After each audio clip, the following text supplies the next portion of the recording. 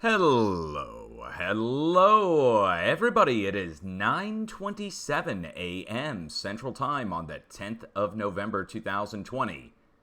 It's Tuesday here in the United States. Hope you're doing well. We are here, of course, to talk about seismic events. If you don't know where you're at, you're on the Earthquake 3D live stream. If you're watching on Twitch Live, otherwise you're probably watching on YouTube, a premiered event, pre-recorded and played back here for you, but guys, let me welcome you in. Either way, we're looking at the earthquakes.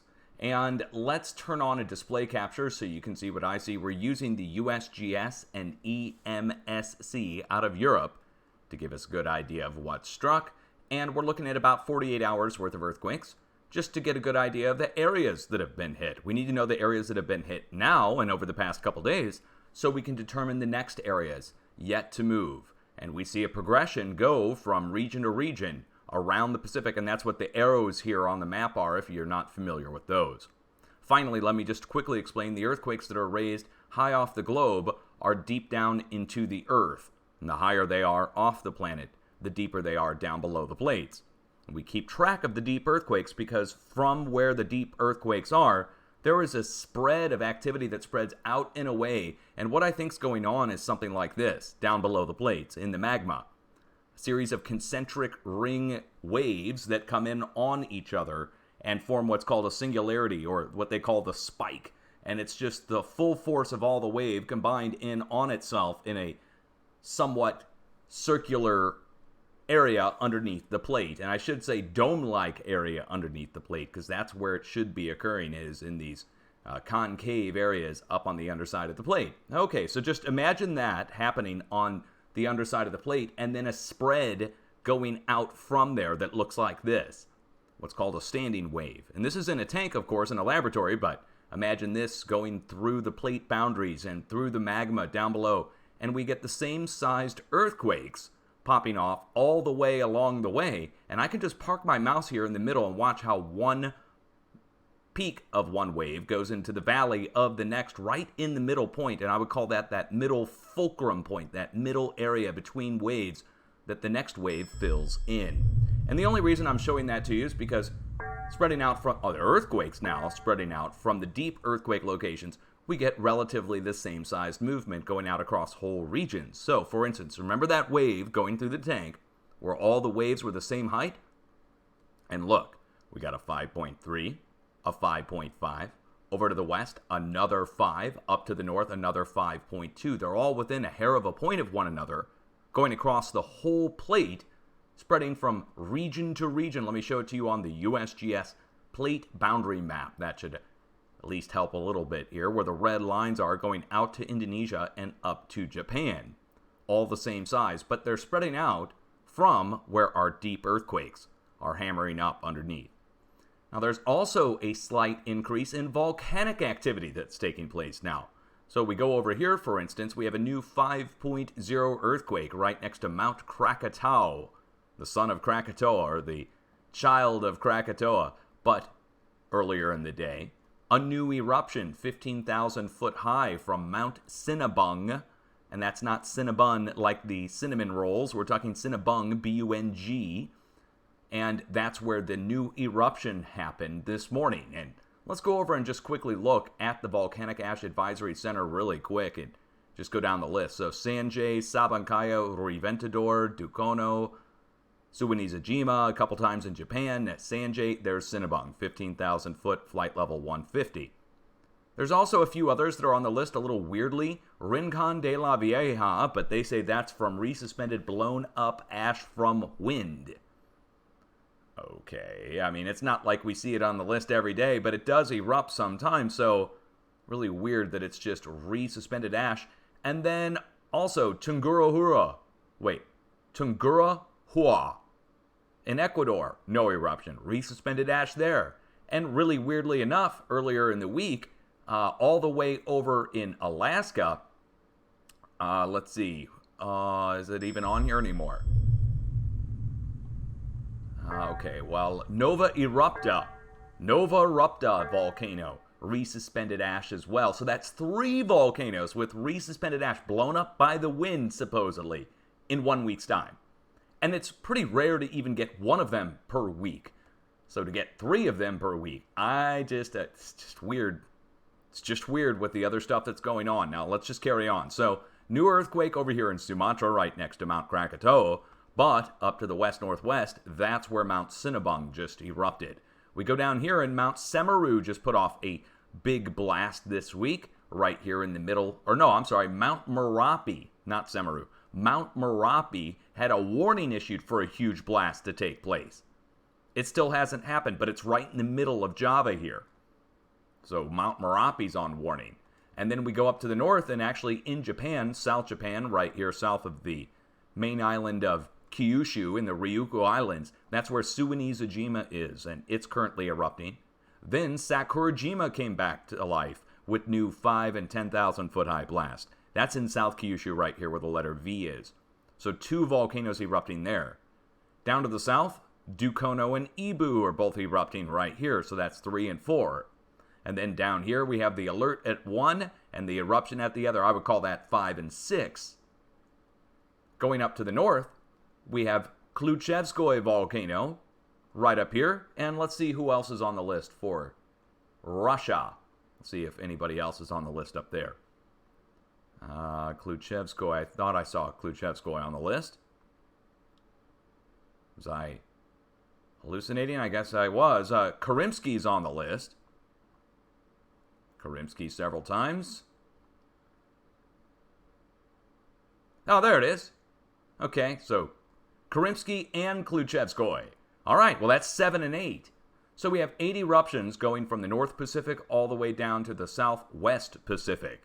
Once we get further to the south, we have no eruptive activity, but New Zealand is now back on the list. South of New Zealand, 4.6, and South New Zealand mainland proper, 3.5 west-southwest of Christchurch. And then Christchurch got hit the other day with a new earthquake, right down in Christchurch. Or, well, I shouldn't say right down, just north of Christchurch, 3.9. So take it all, add it together, it equals 4.7. We're looking for 5.0 range to come in here next to Wellington in the next few days. So watch out for that. What else is going on? Let's go out and across the West Pacific, where we do have a spread of the same-sized earthquakes, like I said, going up to Japan, or even Guam. Guam is on the list, right there, the little tiny island. And let me show it to you on the USGS plate boundary map. Again, it's going to make more sense, where this earthquake is right here. So one side, we have a 4.8. I would expect something on the western side of similar size. Wait, didn't that just happen the other day? Didn't Taiwan just get hit with a 5 the other day? Hold on, let's see. Oh, no, wait, it was a 4.8 to 4.9. Okay, that's a perfect example. So 3 or 4 days ago on the 6th, 4 days ago, on the 6th, a 4.8 struck at Taiwan. Why does that matter? Because look on the other side. Look what just hit today. A 4.8. And I told people this 1,000 times. We watch for the same size movement, or roughly the same size movement, on both sides of this as energy goes up and around up to Japan, where it's meeting in South Japan right now, but I would expect North Japan up here on the north side to also start to move again.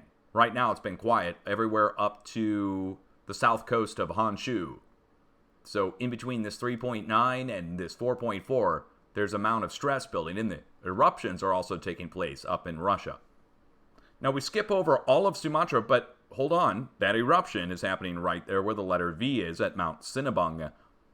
Up to the west-northwest, going into China, Bangladesh, India, out of Myanmar, 4s, and then look, Afghanistan, 5.3. Why does that matter? Well, we go back to yesterday, and there was a new 4-ish earthquake that came in southeast of Lake Baikal in Russia, north of Mongolia, letting us know energy was coming across.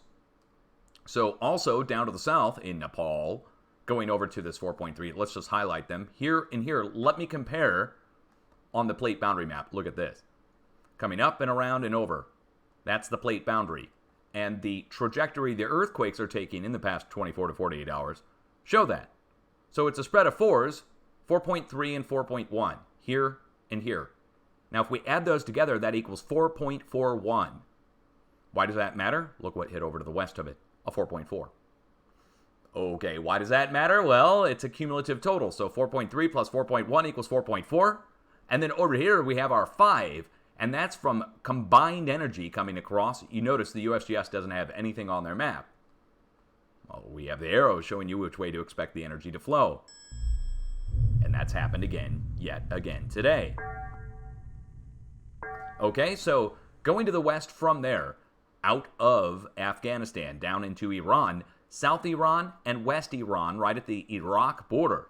Or I should say that's Iraq. Look, 4.8. So it's about a 5, about the same size energy that's coming across. And let me show you where those arrows are in Iran and Iraq. Check it out. So USGS has the earthquake listed there. But back behind it, last night, 4.3, the Europeans are reporting this one. So you won't get or is it the USGS? Hold on, let's see.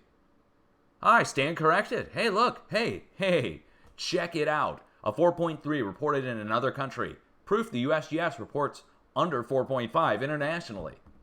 In even countries like Iran, they have no excuse anymore, the USGS, to not report 4s, 4.0, 4.1, 4.2, 4.3, 4.4 on the coast of, let's say, Canada. Huh? No excuse anymore. If you're reporting them in Iran. So, going to the west, look, tip of the arrow going into Iraq. And look at that. That's where the plate boundary is, the red line. It goes up into Turkey, and they have a dead ending into Turkey, but then picking back up on the south coast of Turkey and making a W shape going up into Italy. Look, a spread of the same-sized earthquakes. And let's get all the smallers out of there so you can just see the 4 and greater. So a 4.4 hit down at Greece again, right at the Turkey border, and a new 4 came rolling in this morning, just a little bit ago, actually. Hold on, 12:53 UTC, so like 2.5, 3 hours ago. A new 4 came into Switzerland. The Swiss Alps, look at this. Hey, we've got our plate boundary again, and it's the red line that goes up and dead ends into North Italy, into Switzerland. And the trajectory the earthquakes took over the past several days matched that perfectly. Down across Italy, Campobasso, central Italy, going back across this way, down across Croatia and Bosnia. And to top it all off, a 3.9 to 4.0 earthquake struck over here in Romania. So now we can basically say Italy going into Switzerland, or Switzerland going into Italy, 4.0, and swarming. Look at the swarm up there. I mean, that's all in the last day.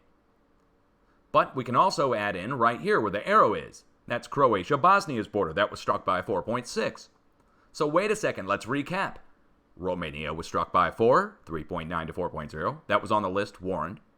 Bosnia and Croatia right next to each other, within 50 miles of each other.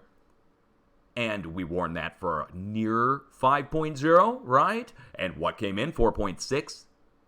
And now North Italy has been struck right at Switzerland, or Switzerland's been struck at North Italy by a 4. So I would say these are all within the magnitude, right on, spot on, within 1 magnitude of the warning. But let's go put the coordinates in Switzerland and see what's there. Now, of course, we've got CERN in Switzerland, but people told me CERN's not active. Oh, really? Okay. You say so. I'll take your word for it. Who are you again? Hey, what's this? Looks like a ski resort. Is that what this is? Might be. Hold on. Some chalets up in the woods? Is that what these are? What is this? I don't know. I really do not know what we're looking at there. To me, it looks like some kind of ski resort or something. But I could be wrong. Could be where people just live. Do they have a street level? I wonder if they have a street level view. Wow, they do, right up to at least here. Let's go see. The Swiss Alps. Bet it's beautiful. The hills are alive with the sound of Dutch synths. Yodelay-hoo, Ebola. Okay, all right. Or is that Ricola? All right, I don't want to step on any copyrights. All right, there we go. So, I'm already on a roll, guys. Today's update's going to be epic once we get to the United States, okay? You can tell already. So here we are, 4 coming in. That's obviously energy transferring across Europe. You can basically check off Italy. You can basically check off Bosnia. and you can certainly check off Romania. All three struck by 4s instead of 5s, which is good. It's a magnitude under what I was expecting. But that means there's going to be a magnitude increase somewhere else. If there's a missing magnitude going into Italy and Bosnia and Romania, where is it? Well, it's still stuck down in Greece. And the flow reflects that. We have not seen any big activity go out to the North Mid-Atlantic, Iceland, or the Azores yet. And why would we look for energy to go out to the Azores, Iceland, and Romania? Or Iceland, Azores, and the North Pole coming out of Romania and East Europe. Well, the USGS doesn't have anything on their map, but if you look at our arrows on my map, you see it flows right across going into the English Channel and up to the North Pole. And all the way out here at the Azores, where the 3.2 is, over here, that's where the plate boundary dead ends, following it like a road. So we expect this seismic force to travel around Europe and travel across the plate boundaries, 2 directions, ultimately ending up on the Mid-Atlantic Ridge with an increase. That has not taken place yet. So far, 4s across Europe. That's it. Now, before we get back across the Pacific Plate, we have to talk about Africa. Well, look what we got, a 4.8. Sure seems to be like that's the number of the day, or at least in the past 2 days. 4.8, 4.8, going across over towards Africa and towards Europe. But the location, this spot is very well known. It's where Mayotte Island is. And Mayotte Island is actually a volcano. And the volcano had not erupted in over 3,000 years. Some were debating on 2,500 years. Some are saying 3,000. But 2,500 to 3,000 years this volcano had not erupted. Seismic activity started to show up next to this volcano right here. And this is the whole volcano going down to the sea floor. And down to the sea floor, this is about the size of the big island of Hawaii. The whole thing, including the undersea part. So the size of Hawaii, but instead of a bunch of volcanoes on it, it's just one. And so, Mayotte Island, a well-known volcano but hasn't erupted in 2,000 years, started to get hit with seismic activity. I then made note of the volcano, started to make videos on it. People accused me of fear-mongering, saying that there was no chance that the volcano could ever erupt again. And guess what happened out here in the ocean? A new eruption took place after the seismic activity showed up, and it hadn't erupted for thousands of years. Now here we are, and it's getting hit again. And look where the volcano is in the middle of our arrow. The arrow was there first before the volcano erupted. So again, we did not know anything about the volcano being there. Had no clue about it, put the arrow on there years ago, and it's the spot where we watch energy to transfer across to, towards the letter X in Africa. So to have the volcano erupt in the middle of the tip of the arrow is even more of a mind-blowing experience when we looked at that, again, when that happened a year and a half, 2 years ago.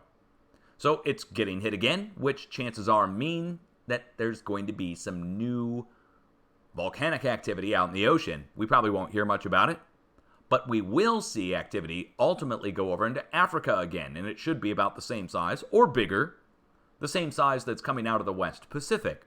So, what's coming out of the West Pacific? 5s, and what's going across? 4.8. That's not that much loss of energy across that huge distance and fracture zone, wouldn't you say? Right in the middle is the fracture zone. We should see a new earthquake pop off out here in the ocean off the Gulf of Aden or Saudi Arabia. So not just down here in Africa, we should see something out here where the arrow is here. Okay? Now let's go all the way back over into Central America and South America, where Central America is getting hit by 4.5, 4.5, 2 4.5s, and a 4.0, going down to the east-southeast. And then going across over to the east, we have a bunch of 2s and a swarm over back in Puerto Rico. And the new earthquake is striking in Haiti, a 3. Now, people told me this was in Cuba. So, I don't know what's going on with the reporting of the earthquakes, but Cuba was reported a day ago by all my viewers. They contacted, say, oh, look, you were right about Cuba, John and I. I mean, Cuba hardly ever gets hit. We hardly ever see activity in Cuba. But now a new 3 over right next to it in Haiti. Now, other stuff happened in the past day and a half that was a little odd. So, a swarm or an outbreak took place in Virginia, Right here, they've now brought it in at 2.6, but it took a full day for them to report it. Same with over in South Colorado, a 2.8. But my viewers reported it as heavy shaking. Took them a day to report it. Did not appear on the feeds for a day. But I want everyone to look at the screen right now, guys. Look at the screen and compare it to this. The earthquake path compared to the edge of the craton. Coming out of Montana. This is 48 hours, not even, 36 hours worth of earthquakes. Coming out of Idaho and Montana, going down into Yellowstone, into Wyoming. Then going down through Colorado, down through southern Colorado, down through West Texas, making a bend back up into Oklahoma, then over to the New Madrid seismic zone, then up the East Coast, all the way up into Massachusetts, Rhode Island. By the way, oh my God, guys, everyone, I'm sorry I say guys, a lot of people get upset by that, but people, all right, whatever you want to say. Guys, take a look. Bliss Corner, Massachusetts, right? Let's put the coordinates in. Oh, man, I hate finding this kind of stuff. Let me get a sip of my coffee while we go look up the location. Okay, here we are. Now, first of all, people were telling me that out here, out off the shores of Massachusetts, that there's some kind of wind farm out here. Now, I don't know where it is. I couldn't find it. I went looking. I really did. Tried to find anything. Couldn't find any wind farms. Now, it could be that there's no imagery of it yet. They may have built it in the past few years, and they just haven't done a flyover of the spot. So I don't know where it is, but people telling me that there's something out here, wind farm-wise, right in the area. Secondly, well, actually, there's three things I want to point out. Secondly, the Rhode Island methane explosion. Now, this is a place mark from 2015. I put it on there the day it happened, right here on this beach. What happened was there was an explosion on this beach coming up out of the sand that basically shot someone 10 feet in the air or more. They were slightly injured, but they survived. And it turns out it wasn't a methane blast, as the mainstream media said back in 2015. Mainstream media said back in 2015 that it could have been from layers of seaweed that were buried from the artificial sand beach that they've been burying here, and that it just gets buried and builds up methane. But now, in the past, well, not now, in the past 4 years, they came out with an explanation, I want to say the first year, that it was hydrogen buildup from a cable, an undersea cable, that had decayed and accumulated hydrogen from the copper dissolving or something, and that it made a hydrogen blast that threw the woman out. Well, okay, whether it's a methane explosion or a hydrogen blast, something blew out of the beach, which sent the woman flying, okay? And that's all I was just pointing out on that. Now, finally, let me tell you what I found. What I found most of all, right here. So, we've got this massive mega mansion, the Great Gatsby mansion, $25 million mansion. I went and looked it up, all right? Went and looked up the info on this, and turn on the roads here, and you guys can go, fact check me if you want to. Let's see, roads right here.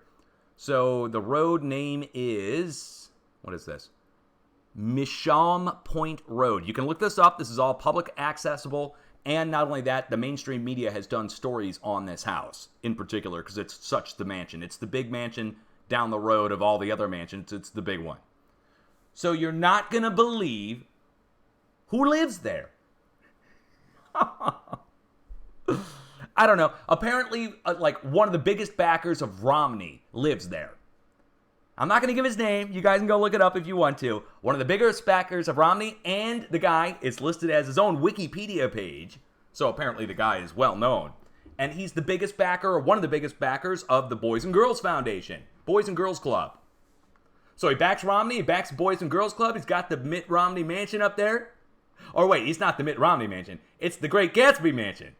It just happens that Gatsby's kind of slick looking, like you imagine maybe Romney will look like, or Romney looks like Gatsby. Who knows? Maybe they're all based on the same character. So, but no, for real, you go look it up. It's crazy. I can't believe it, right? So, what are the chances? Oh, all right. Anyway, let's go look at our last day's worth of earthquakes. 0.0 and greater. And we'll start over here on the West Coast. Then we're going to work our way over to the East Coast. So in the last 24 hours, we're centered only on the West Coast. 48 hours ago, we were over on the East Coast, weren't we? So this is 24. Let's just hit refresh and make sure about that.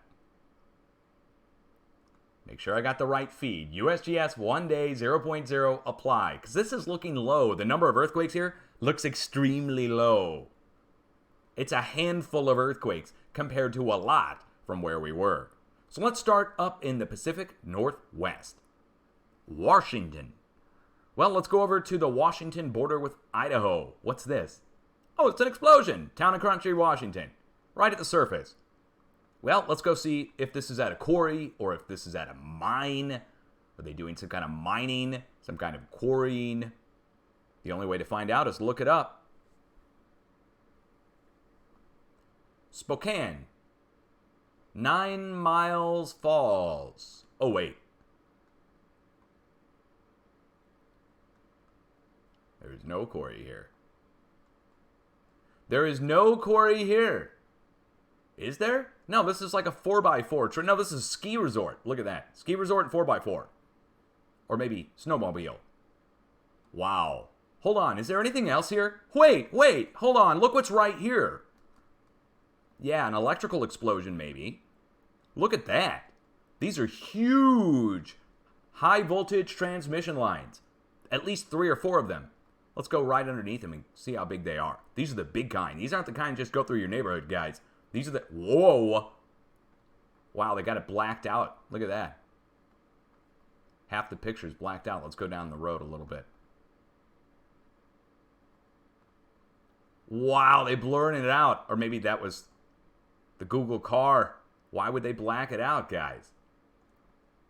There. Okay, now you can see it. Hopefully you can. So that's where the earthquake is. This has happened too many times. Too many times. That's where the explosion is, I mean. Too many times. Let's go over to the west. Go look up the 0.3 at Ashford, Washington. It's right at the surface too, but it's not listed as an explosion, is it? I wonder why. One's at the surface, listed as an explosion below power lines. The other, not listed as an explosion, but it's at the surface. Why? Oh wait, look where we are. People might get alarmed if they list this one as an explosion. Mount Rainier. Right on the side of Mount Rainier, right down below it. Or in the flank or side of the volcano itself. It's right at the surface, so... I mean, why wouldn't... Oh, yeah. By the way. Haha, you see that? Hold on. There we go. I got my MySpace jacket in. Should I turn the camera on? I'll show it later. I really got this. It's embroidered. That's Tom on the back. Embroidered. I don't get anything for recommending it, but for crying out loud, it's the coolest jacket ever. It's kind of expensive, though. So, okay, so we're up here at Mount Rainier. That's from Vapor95.com. I don't get anything for plugging it, but they're going to sell out now, right? There's an America Online jacket, too, if you can't get the MySpace jacket. So, we're at the volcano. Over here, we got electrical explosion of some kind. What about this 1.8 up here? Wow, another explosion. And this one also at the surface. So let's go see. I mean, that kind of rules out it being a mine if it's up at the surface. Unless it's like some kind of open pit mine. But I'm talking like a shaft mine or something. Yeah, that kind of rules it out. It's at the surface. Well, there's an explosion. It's the only one that's actually at a quarry, wouldn't you say? The only explosion actually at a quarry out of all those. Pretty interesting. Let's go over to the east, shall we? Let's go over into Montana. Pull this 1.2, see what's going there. Swan Lake. Now, right now, all I can point to on this is the edge of the Craton. So the earthquake's coming out of Montana, going down into Yellowstone. I shouldn't need to look up what's in Yellowstone National Park, should I? I mean, we know what's in Yellowstone National Park, so that's a slam dunk. Going down the edge of the Craton into the park. We're at the top of the magma chamber for Yellowstone. Over to the west, though, look at this in the last day. 3.4, 3.0. Striking in central Idaho, Stanley, Idaho again, above the deepest part of the magma chamber for Yellowstone. So power lines are exploding, or right next to them. Explosions next to power lines? I mean, come on. Earthquake over at a volcano, and a quarry blast. Over to the east, straight up earthquakes going down the edge of the Craton into Yellowstone, and then the biggest of the bunch above the central portion of the magma chamber for Yellowstone. Over to the west, Oregon, no earthquakes. Now put on the brakes. Everybody put on the brakes. Let's go take a look and see what's going on with the tremors. The tremor map from the Pacific Northwest Seismic Network. As of the 9th, we have 655 different tremors as the plate is shifting. Now, they do have magnitudes assigned to these, but these are vibrations as the plate is shifting. What's more important are the pockets and the location of where the shifting's taking place. So, for instance, shifting taking place between Olympic Peninsula and Victoria, Vancouver Island, BC. Another pocket of shifting down at Olympia, Washington, or at the south tip of the Puget Sound. Another little pocket of shifting going on right at the Washington-Oregon border region. Skip over pretty much all of Oregon, get down to Medford, or, let's see, Grants Pass, is that where it is? Hold on. Grants Pass to Roseburg, and we have a pocket there, and then a big pocket of slipping going on in Northern California at this point. Let's go back a day to the 8th. 728.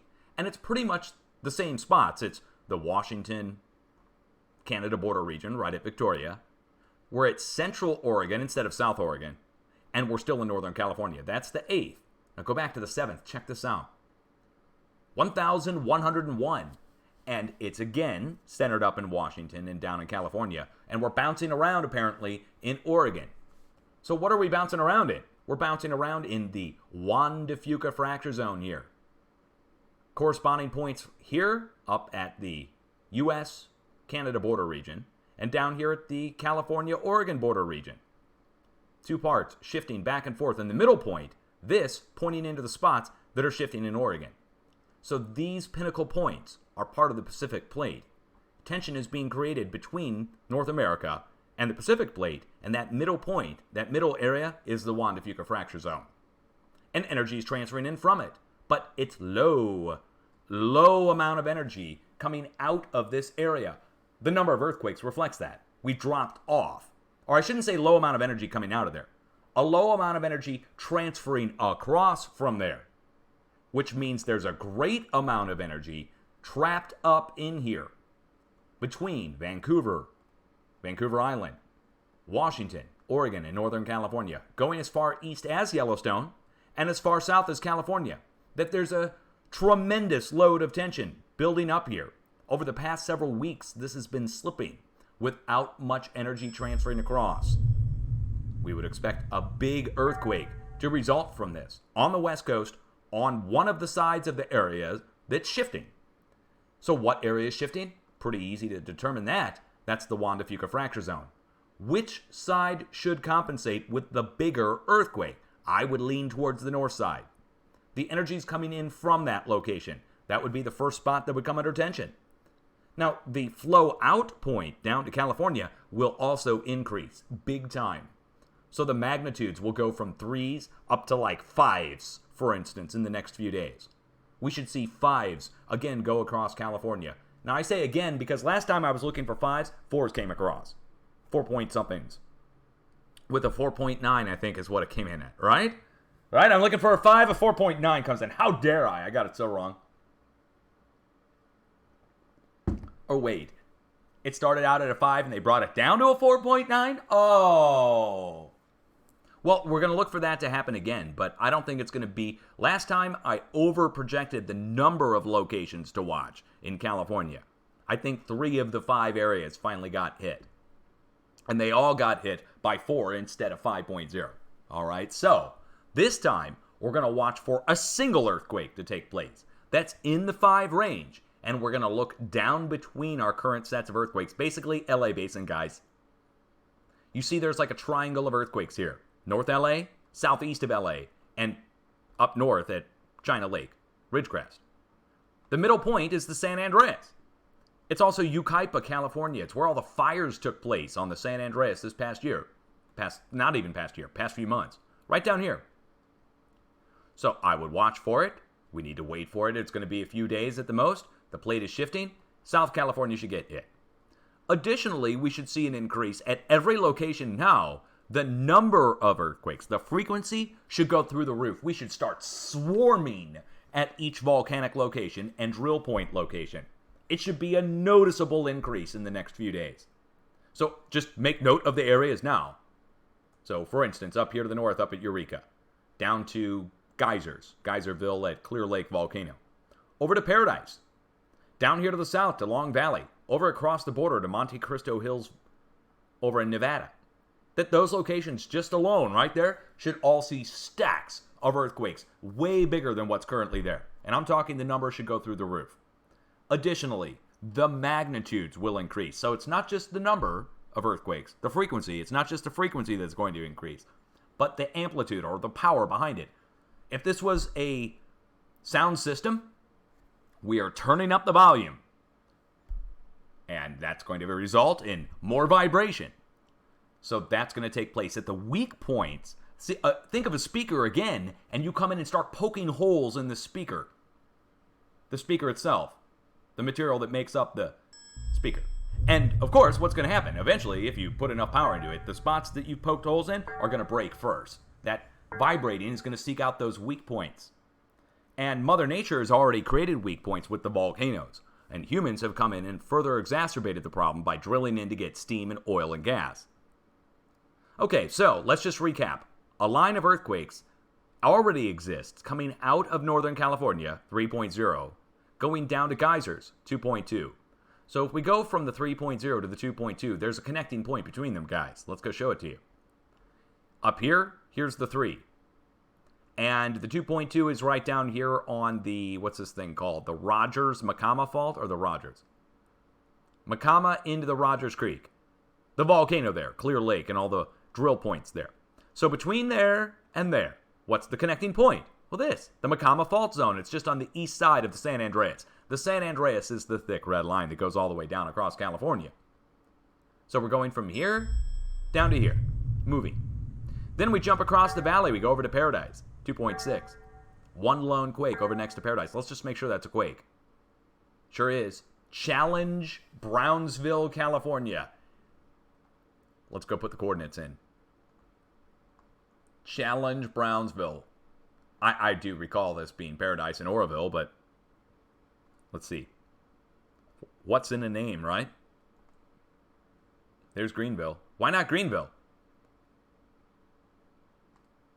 Or Dobbins or Frenchtown. There's Brownsville, pretty far away. I would say the area we all know it for is this. Lake Oroville and the Oroville Dam. Paradise, California, right across the valley right here. And wait, we've got a hotspot. When was this reported? It must be old. September. That's from a month ago. Or 2 months ago. All right.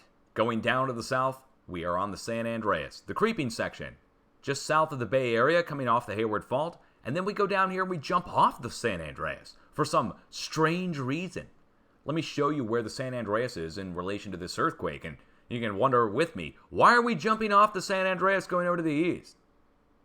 Anyone? Anyone? Bueller? Bueller? Bueller? Okay. Let's go look up this tariff information. Wait, no, never. The Hawley-Smoot Tariff Act. It's called voodoo economics. So here we are. Only a few people are going to get that. There we are. There's our earthquake epicenter. And look what's just south. Do you see these? See where it says frack wells? Now, I should mark these as oil wells. I'm not certain that these are fracking. But I'm certain that they're drill points. And I'm certain that's a jack or a pump. And I'm certain that's a flare-off apparatus. And I'm certain those are tanks for either storing or, in some cases, putting toxic waters down into the ground to break apart the shale to release the gas and oil. So is it fracking or is it oil? Well, either way, our earthquake is just north of the location. We're just southeast of an unnamed mine, about the same distance. Now, starting at this point where it says frack wells, going around and down and over to the east, all of this is drilled thousands of times. And I'm talking lots of drill points right along the San Andreas. This is the San Andreas. And like I said, it comes up and around and goes up to these points here. Now, I don't know if there's any further to the north. I have not done the proper inspection to tell you whether or not there's any drill points here or not. There might be. There might be some right around here. But I don't have them marked. I'm not going to waste your time looking now. But we will look up in the future if more start to strike here around pinnacles. I'll be doing a detailed search mile by mile, and I'll find whatever's there. And we can go against state records too and go find out where the historical drill points are. But we're just a hop, skip, and a jump from the frac ops or the oil pumps right down there to the south. And I make note of it because earthquakes come down to where those drill points are, and the earthquakes come down to them and stop right there, and then pick back up down to the east-southeast. They jump over the valley at a diagonal angle down to the other drill points, which I've showed 1,000 times ad nauseum. I'm not going to show now. Now, let's go down into L.A. Before we get over to the California-Nevada border, we got to go out here into L.A. So where are we going to start, on land or out in the ocean? Let's start on land and work our way out into the ocean. It's a hit or miss either way. It doesn't matter either way, I should say. It's not a miss. Wait till you see what's there. It's a hit or a hit either way. This is a slam dunk. Where are we going in on? Look at this. Well, we have some crops here. Looks like we got a little orchard going on. Absolutely beautiful. But wait, do you see that? It says Ventura. Up here to the north, down here to the south, over here to the east, all drilled. All this. And I can prove it. We'll just zoom in on our drill point starting here in the mountains. This is for oil now. So oil and gas at these locations. And you guys can, again, come in and check it out. We've got the tanks, the pumps, the jacks, the pipelines. You can see the shadows of the well. It goes over to the west, right down into the ocean. But you see the jacks and pumps. Okay, that's the famous Ventura pumping operation. It comes down through the valley and picks up over here on this side of the valley, on this side of the hill, with more. And hopefully you guys can see this. The shadows of the jacks and the pumps, and etc. Let me make sure that you can observe all this. And it stays on the hillside on this side of the hill. And it carries on over to the east-southeast. So this spot, obviously, that's where we start on land. Then we go over here just, a mile west-northwest of there? And that puts us right into the middle of that oil patch that I just showed you. So I shouldn't even need to pull the coordinates on that. Quite literally, we go from this earthquake epicenter, and we go right up into here. West-northwest. And that puts us right on the edge of the oil patch here. And I'll prove it. I would never ask you to believe me that there's an oil patch there. I'll show you the shadow of the jacks of the pumps. There's 2 pumps right there for oil. So that just debunks all the professionals who said that earthquakes only happen at wastewater disposal wells. That's a lie. Or incorrect. We won't call it a lie yet. They might just be ignorant.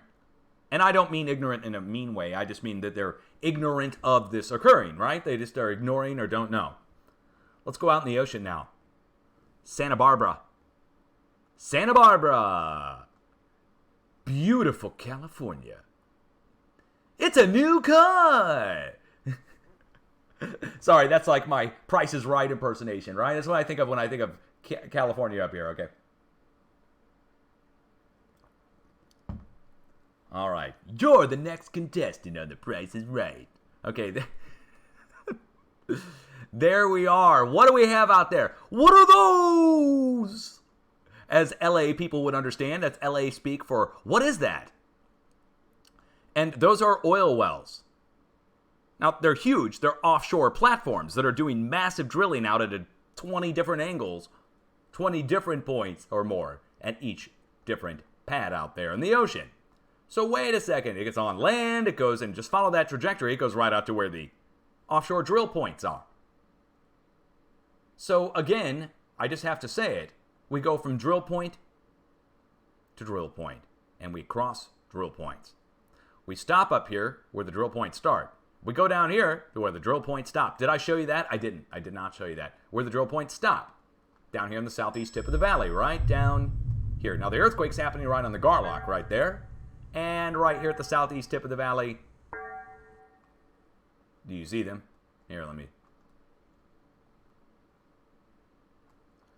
There. Another oil pumping operation right down to the southeast tip of the valley. So the drill points go right down to it, and then the earthquakes follow it like a path or a road. Path of least resistance. So we just covered everything across the California ocean, basically, ocean front, the shores, going all the way up to the north, up into Washington. Few explosions, few volcanoes, and a few fault zones mixed in between the bunch. Now, at the California-Nevada border, we pretty much have the same thing going on. We go from volcanoes down to drill points and blast points. Let me prove that to you. So we'll start here, where this cluster of earthquakes is. Mammoth Lakes, Mammoth Mountain. Now, Mammoth Lakes, Mammoth Mountain is a volcano on the side of a greater volcano, on the side of a supervolcano. So this is a caldera, what we're about to look at. And then on the side of the caldera is Mammoth Mountain, which itself is a pretty big volcano. It's a ski resort, too. So here is Mammoth Mountain. And like I said, it's pretty big in its own right. Zoom in on it, get a shot of it. There it is. But it's really small in comparison to the supervolcano here, with 1,000 cubic kilometers of melt down below it. Long Valley Caldera. And that's where the earthquakes are happening. And we go right up into the actual caldera. Let me show this to you. What's in the center of the caldera? Well, of course, in the center of the caldera, it's a volcano, right? So you'd think there would be some kind of crater or cone up in there. But there's not. Instead, there are these geothermal turbines that go out to pipelines, that go out to drill points. And the drill points go down a few hundred to a few thousand feet to get steam. Now, they didn't know it was a supervolcano when they made those geothermal pumping operations. They just thought it was tied to Mammoth Mountain itself or maybe a few other ancient volcanic fields. But now we know the deep truth on that, and it's a supervolcano they drilled into the center of to get steam. We have a bunch of earthquakes that strike there. It's a double weak point. Mother Nature is punched up from underneath, creating this caldera to begin with. And then humans drilled in from up above, creating a double perforation. And guess what gets hit? The double perforation point. Over across the border, we're at a place called Monte Cristo Hills Volcanic Buttes. And there's a line of earthquakes going southwest to northeast, basically meeting up with the back end of our arrow. And right there, like the name implies, Monte Cristo Hills Volcanic Buttes. They're a series of ancient volcanoes in a volcanic field here. Let me show it to you. A surface fissure fracture formed here, 12 miles long. A 6.5 earthquake accompanied that, and the surface fissure fracture going in the direction of the current earthquakes. So a tear in the ground, if you will. There's also something right here on the south side with a bunch of power lines. But that's neither here nor there. Don't worry about all that. Don't ask no questions, Dutch. Let's go down here to the California-Nevada border and go see what's out here in the middle of nowhere, out at Big Pine. Inquiring minds want to know. And so do I, so I guess we need to look it up. What's there? Big Pine. I seem to recall the name Big Pine from something else. Oh, that's right. The Big Pine Volcanic Field. Right next to it. Big Pine Volcanic Field, Aberdeen Volcanic Field of the Owens Valley contains more than 40 vents over a 1,000 square kilometer region of the Owens Valley. The basaltic field consists of cinder cones that produce lava flows up to 9 kilometers long in a single rhyolitic lava dome. Activity was episodic throughout the Quaternary. Well, we're right on the side of it. Hey, wait. I would say we're closer to the Ubehebe craters than we are to the Big Pine Volcanic Field, even though it's triangulated from Big Pine. These are large craters. This is a blast crater here. Hold on. Let me turn it at an angle. Turn on our terrain.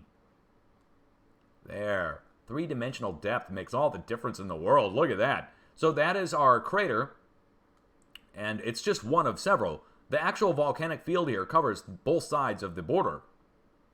Ubehebe. I'd say we're closer to Ubehebe by far than we are to Big Pine. So which are we related to? Or I kind of would say it kind of doesn't matter which one we're related to.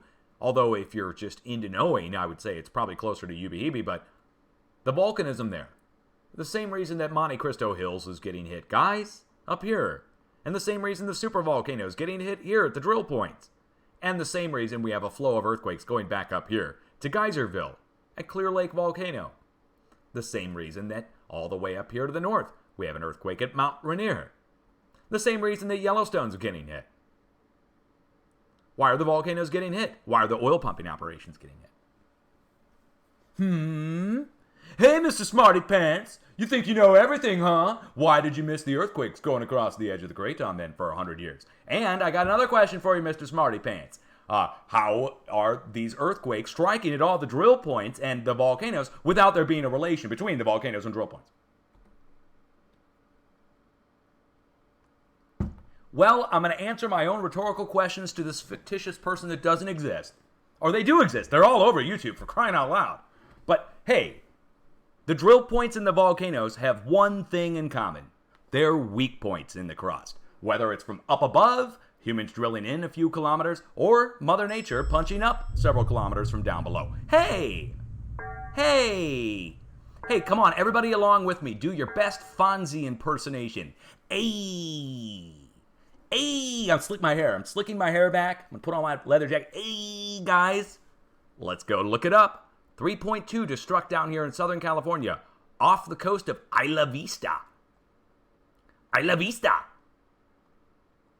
Yeah, Isla Vista. Let's go look it up. Come on. What's there? Hey-oh! What's that? Come on, everybody. Hey-oh! Look at, whoa! Hold on. I don't like that. Uh-oh! What is that coming off the oil rig there that looks like some kind of sheen on the water? I don't know what it could be. What is that? I don't know. And I'm not talking about this over here on the right-hand side of the screen. Let me get that out of there. I'm talking about this. You see it? That's not a discoloration by chance. Please. That's oil sheen in the water, for crying out loud. Dude. All right. I'm out of here. 3.3. Sending a secret code. Let me get out my little Orphan Annie decoder ring and put in the coordinates here and see what it says. Here, hold on. Let me get out my earthquake machine here. Hold on. Says to me that this is an occult earthquake. Follow the white rabbit? No, I'm out of here. All right, we're done. The computers told me to follow the white rabbit. Came up on the screen. You guys didn't see it. That's even worse. Let's go back to the 7-day 0.0 and greater earthquake feed. So looking at 7 days now, spreading out across the plate. Wait a second. Do we have another 3? Another 3 has taken place over in Oklahoma. Hold on. Let's go over to Oklahoma. A new 3.0 earthquake has struck on the edge of the Craton over in Oklahoma. What time?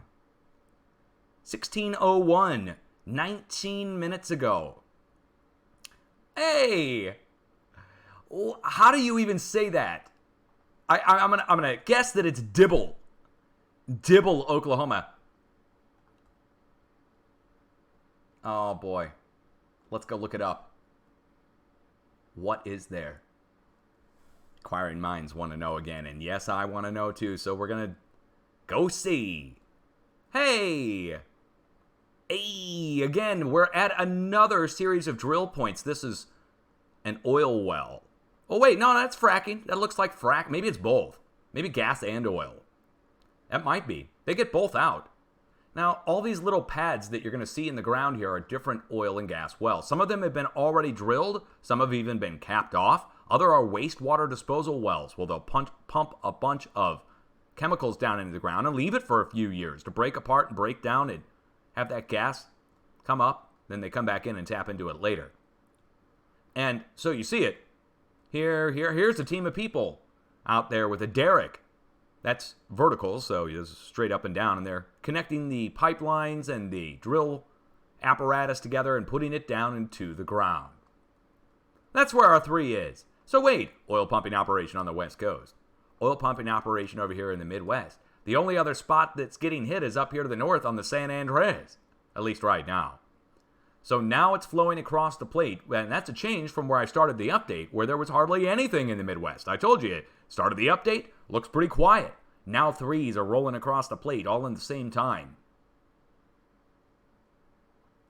pretty darn interesting that happened right here while I'm talking to you. Again, West Coast oil pumping, Midwest oil pumping, both in 20 minutes time. Do you think it's chance? Can't be, because we can look up the other ones. Down in Texas, let's go do that. Just to drive home the point, last night, this happened. Gardendale, Texas. Edge of the Craton, first of all. We're right next to Midland and Odessa, Texas. But there's something here. It's not just a random spot. Look. Do you see all these? These are all oil pumping operations. Every one of these little pads in the ground.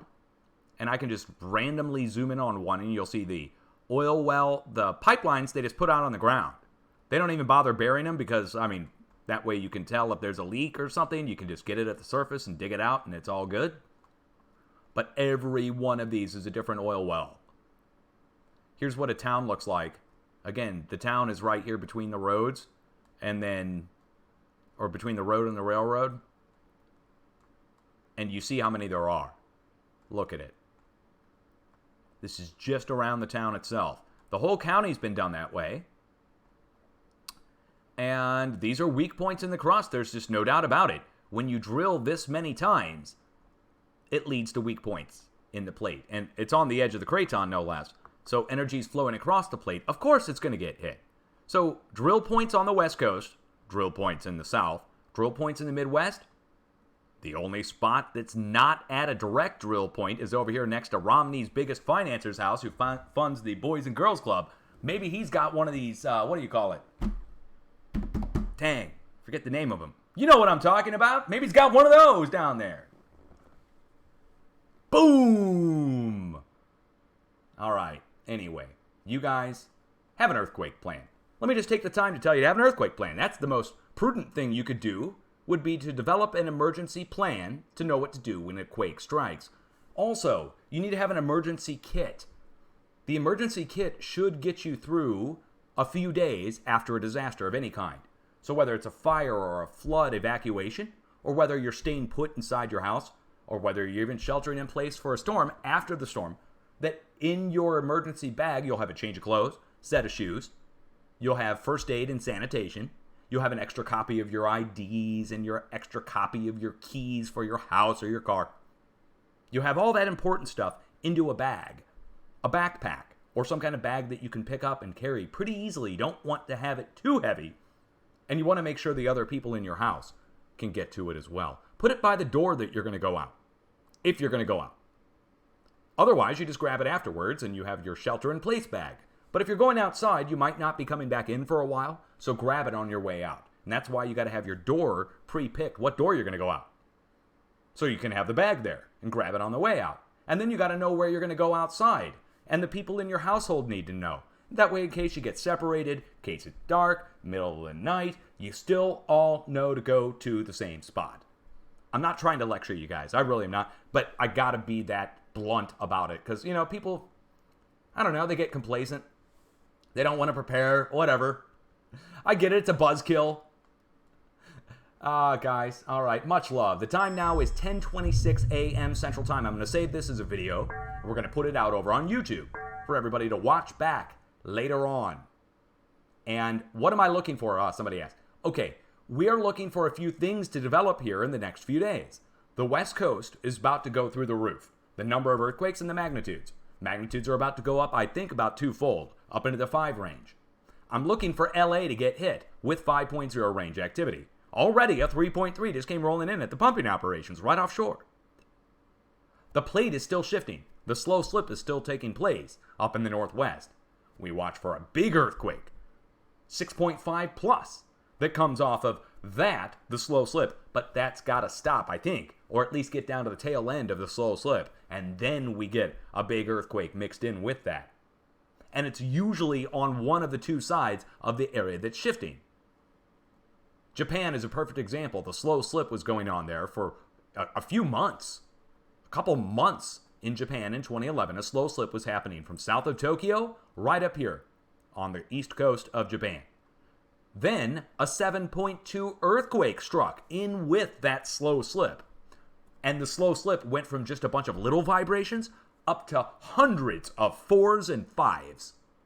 So there was already a slow slip going on. 7.2 earthquake struck, which is a big earthquake in its own right. It made like a 1 or 2 foot tsunami on March 9th of 2011. Then the slow slip went from a bunch of 0s, 1s, and 2s basically up to 4s and 5s, and it was hammering off 4s and 5s, boom, boom, boom, boom, boom, for about 2 days.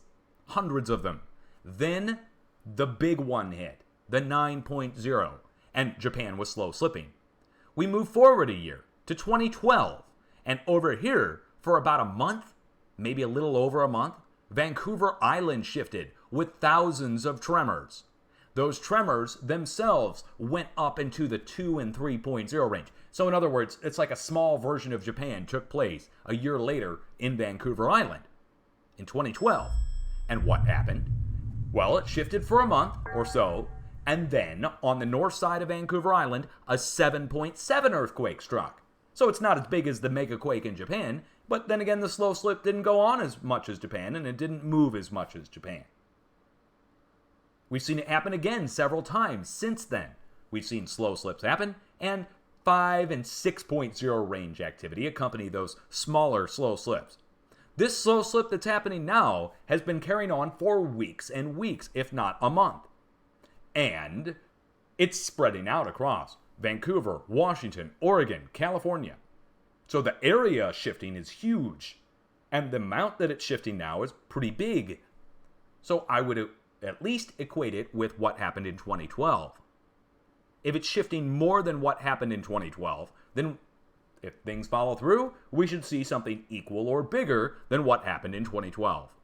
And what happened in 2012 was a 7.7 earthquake up here in the Hecate Strait, in between Vancouver Island and Haida Gwaii, right here. So I hope I'm wrong, but that all hinges on the slow slip. So as the slow slip slips and picks up or slows down, I look for it to start to slow down. When it starts to slow down, that's when I look for the release to happen across the rest of the plate. So it's all up in the air based upon the slow slip over here in the northwest United States. The rest of it should go up into the 5 range.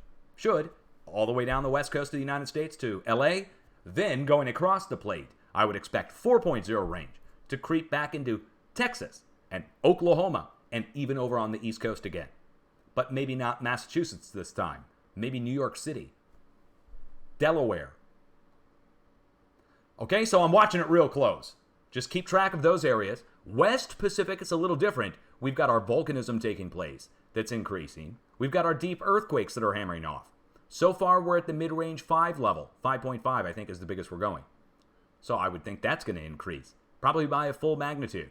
I would think 6.5s are going to come rolling back in over here in the West Pacific, next to our volcanoes that are erupting, or very close to them. So that would put, what, Sumatra in the mix? Right up here next to Barren Island. It just erupted last week, by the way.